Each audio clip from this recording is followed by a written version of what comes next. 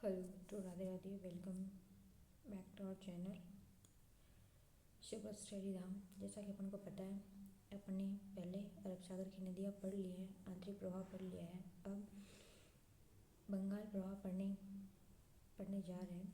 उसमें से पहली नदी अपन पढ़ने जा रहे हैं बनास नदी। देखो, एक एक करके अपन देखते हैं सारी नदियों के बारे में। देखो, बनास नदी, इसका उद्गम कहाँ से होता है? खमनोर की पहाड़ी राजसमंद से। उपनाम वशिष्ठी, वर्णासा, वनख्यासा। प्रवाह क्षेत्र इसका 6 जिले हैं: राजसमंद, चित्तौड़गढ़, भीलवाड़ा, अजमेर, टोंक, सवाई माधोपुर। तो राजस्थान के कितने जिलों में भाई? 6 जिलों में। ठीक है, नेक्स्ट अपन चलते हैं। इसका संगम देखें तो संगम कहाँ पर है, हम देखते हैं। संगम इसका आता है रामेश्वरम धाम, खंडार तहसील, सवाई माधोपुर में पड़ता है। और ये कौन सी नदी में जाके मिल जाती है? चंबल नदी में। ठीक है, इसी स्थान पर चंबल, बनास और सीप त्रिवेणी संगम है। कौन सी जगह पे? रामेश्वरम में। रामेश्वरम कहाँ पड़ता है? सवाई माधोपुर में। तो सवाई माधोपुर में 3 नदियों का संगम होता है। कौन सा? चंबल, बनास और सीप का। ठीक है, बनास की कुल लंबाई होती है 512 किलोमीटर। बनास नदी राजस्थान में पूर्णतः बहने वाली सबसे लंबी नदी है, यानी कि जो राजस्थान से निकल कर राजस्थान में ही बहने वाली सबसे लंबी नदी कौन सी है राजस्थान में? बनास नदी। और चंबल की सबसे लंबी सहायक नदी भी कौन सी है? बनास। ठीक है, तो चंबल की सबसे लंबी सहायक कौन सी हुई? बनास। अब अपन आगे देखते हैं। देखो क्या है, बनास नदी पे तीन मैदान बने हुए हैं। कौन सा? पिडमांड का मैदान और ये मालखेड़ा खैराड़ का मैदान, फिर आता है मालपुरा करौली का मैदान। ठीक है, फिर देखते हैं आगे बनास की सहायक नदियाँ। बनास की सहायक नदी कौन कौन सी? देखो, मानसी है, मीनाल है, खारी, काली सील, कोठारी, बेडस, बांडी, डाई और मोरेल। ढूंढ इसी की सहायक नदी है। आगे अपन देखते हैं। देखो, आजकल ये भी क्वेश्चन पूछा जाता है, कौन सा बाईं ओर कौन से दाईं ओर, तो ये भी अपन ने लिया है। देखो, बनास नदी में दाईं ओर से मिलने वाली 2 नदियाँ हैं। दाईं ओर से मिलने वाली 2 है ओनली, मीनाल और बेडस। ध्यान रखेंगे, दाईं ओर से मिलने वाली 2 ही नदियाँ कौन कौन सी? मीनाल और बेडस। शेष जितनी भी सहायक नदियाँ वो कौन किस ओर से मिलती हैं? बाईं ओर से मिलती हैं। ठीक है, बनास की सबसे लंबी सहायक नदी कौन सी है? बेडस। आपको पहले बताया, बनास खुद किसकी सबसे लंबी सहायक है? चंबल नदी की सबसे लंबी सहायक नदी है बनास। और खुद बनास की सबसे लंबी कौन सी है? बेडस। कौन सी है? बेडस। अभी अपन बेडस के बारे में पढ़ेंगे, बेडस कहाँ से निकलती है, कहाँ जाके बनास में मिलती है। ठीक है, नेक्स्ट देखते हैं। देखो, बनास नदी पर बने बांध कौन कौन से, एक बार ये देख लेते हैं। देखो, बागेरी का नाका बांध राजसमंद में है। दूसरा है नंद संबंध बांध, राजसमंद की जीवन रेखा कहा जाता है। कौन से? नंद संबंध बांध को। एक आता है मातृकंडिया बांध, तो ये है चित्तौड़गढ़ में। इस बांध को मेवाड़ का हरिद्वार कहा जाता है। ठीक है, एक आता है ईसरदा बांध, बनेठा गांव टोंक में है। फिर एक आता है बिशलपुर बांध, देवली टोंक में है। इस प्रकार से बनास नदी पर ये 5 बांध बने हुए हैं। नेक्स्ट देखते हैं, बनास नदी की सहायक नदी है सबसे लंबी, जो भी अपन ने देखा था, बेडस नदी। बहुत इंपॉर्टेंट है, देखते हैं।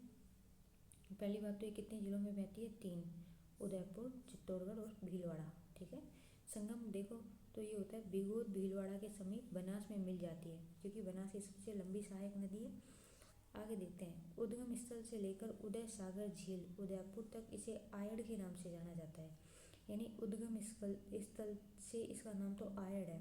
फिर ये उदय सागर झील में आती है, और उदय सागर झील में मिलने के बाद, उससे निकलने के बाद इसका नाम हो जाता है बेडस नदी। ठीक है, इसकी लंबाई देखिए तो है 190 किलोमीटर। ठीक है, और इस पर यानी बेडस नदी पर, इस पर कौन सा बांध है? मदार बांध, उदयपुर में। यह है आयड़ नदी पर है। ठीक है, और फिर आता है घोसुंडा बांध, ये अपावास चित्तौड़गढ़ में है, और ये बेडस नदी पर। आयड़ समझ गए आप, उद्गम स्थल से उदय सागर तक इसका नाम आयड़ है, और फिर उदय सागर के बाद इसका नाम बेडस है। तो आयड़ पे तो कौन सा है? मदार बांध, और घोसुंडा बांध किस पे है? बेडस पर। ठीक है, नेक्स्ट अपन देखते हैं। देखो, इस नदी पर 3 महत्वपूर्ण प्राग ऐतिहासिक स्थल यानी कि सभ्यताएं कौन कौन सी? आहड़ सभ्यता उदयपुर में है, बालाथल सभ्यता उदयपुर में है, नगरी सभ्यता चित्तौड़ में है। ठीक है, ये तीनों किस नदी पर है? बेडस पर। ठीक है, बेडस की भी सहायक नदियाँ देखो, गंभीरी, गुजरी, ओराई और वागन। समझ गया। अगर आपको क्लास पसंद आ रही है तो वीडियो को लाइक ज़रूर करें, चैनल को सब्सक्राइब करें, अपने दोस्तों के साथ ज़रूर शेयर करें। आगे देखते हैं। बेडज पे गंभीरी नदी के संगम पर चित्तौड़गढ़ दुर्ग स्थित है। चित्तौड़गढ़ दुर्ग किस जगह पर, कौन सी नदियों के संगम पर स्थित है? कई बार क्वेश्चन आता है तो आता है बेडज और गंभीरी नदी पर। ठीक है, गंभीरी नदी का उद्गम कहाँ से है? देखो, जावेद की पहाड़ियाँ, रतलाम मध्य प्रदेश है। गंभीरी कौन सी? जो कि बेडज की सहायक नदी है वो, है ना। 2 राज्यों में बहती है गंभीरी, मध्य प्रदेश और राजस्थान। प्रवेश राजस्थान में कहाँ प्रवेश करती है? चित्तौड़गढ़, निम्बाहेड़ा में।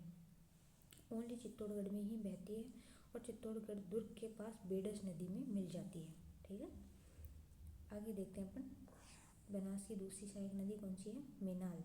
मेनाल नदी कहाँ से निकलती है? मांडलगढ़ भीलवाड़ा से, और भिगोद भीलवाड़ा नामक स्थान पर बनास नदी में मिल जाती है। यहाँ पर बनास बेडज मेनाल कितनी नदी? बनास बेडज मेनाल का त्रिवेणी संगम है। कहाँ पर? भिगोद भीलवाड़ा में। मेनाल नदी पर मांडलगढ़ भीलवाड़ा के समीप मेनाल जलप्रपात भी स्थित है। 2 त्रिवेणी संगम हो गए। एक अपने रामेश्वरम पढ़ा था, कौन सा? बनास सीप और चंबल का। ये दूसरा है कौन सा? भिगोद भीलवाड़ा में। और कौन कौन सी नदी पर है? देखो, बनास, ये आप देखेंगे कौन सा? बनास, बेडज और मेनाल, ये त्रिवेणी संगम है। नेक्स्ट देखते हैं, कौन सी नदी है? कोठारी। कौन सी नदी है? कोठारी। कोठारी का उद्गम कौन सा है? दिवेर की पहाड़ी, राजसमंद से। प्रवाह क्षेत्र कौन सा है? राजसमंद और भीलवाड़ा। लंबाई इसकी कितनी है? 145 किलोमीटर। संगम कहाँ है? नंदराई, कोटड़ी तहसील में। कोठारी नदी पर भीलवाड़ा में 2 पुरातत्व स्थल हैं। कौन कौन से? बागोर सभ्यता भीलवाड़ा में है, ओजियाना कहाँ है? भीलवाड़ा में। इस प्रकार से दोनों किस पे हैं? कोठारी पर। नेक्स्ट सहायक नदी देखते हैं, वो है खारी। खारी के उद्गम कहाँ है? बिजराल गांव की पहाड़ियाँ, राजसमंद। प्रवाह क्षेत्र देखें तो राजसमंद, भीलवाड़ा, ब्यावर, अजमेर, टोंक। संगम कहाँ हो जाता है इसका? राजमहल, टोंक में। ठीक है, खारी की भी सहायक नदियाँ हैं। देखो, मानसी, नाकड़ी नदी। अब इसकी मानसी, जो उस खारी की सहायक नदी है, उसके बारे में भी थोड़ा सा देख लेते हैं। देखो, मानसी की उद्गम कहाँ से है? मांडल भीलवाड़ा से। प्रवाह क्षेत्र मांडल भीलवाड़ा में। और खारी नदी में कहाँ जाके मिल जाती है? भीलवाड़ा में, फूलिया कला में। ठीक है, नेक्स्ट देखते हैं अपन। जो बनास की सहायक नदी वो है डाई। डाई नदी। डाई का उद्गम कहाँ है? नसीराबाद की पहाड़ियाँ, अजमेर में है। प्रवाह क्षेत्र 2 जिलों में, अजमेर और टोंक। संगम कहाँ है? राजमहल, देवली, टोंक में। फिर आती है नेक्स्ट नदी सहायक, वो है बांडी। ठीक है, उम्मीद है आपको क्लासेस पसंद आ रही होंगी, तो चैनल को सब्सक्राइब ज़रूर करें।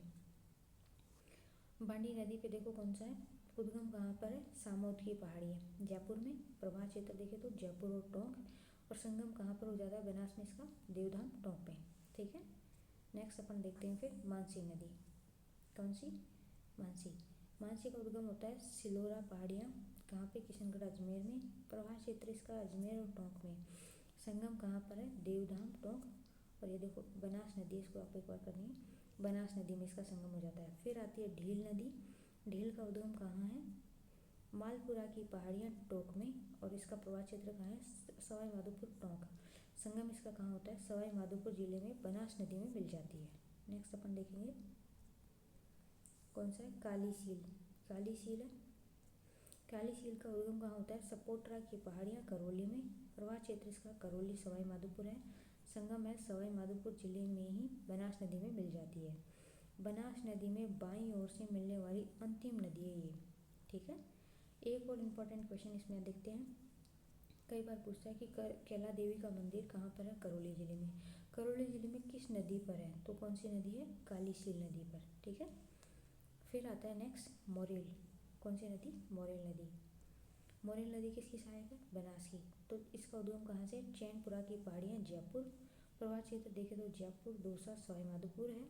संगम इसका होता है खंडार, सवाई माधोपुर में, बनास नदी में मिल जाती है। ठीक है, और इसकी सहायक नदी कौन सी है? ढूंढ।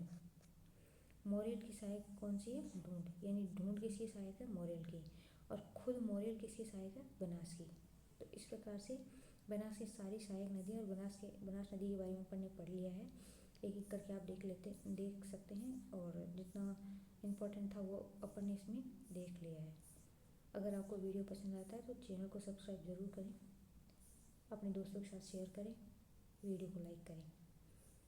जब तक खुश रहिए, मस्त रहिए। जय हिंद, जय भारत।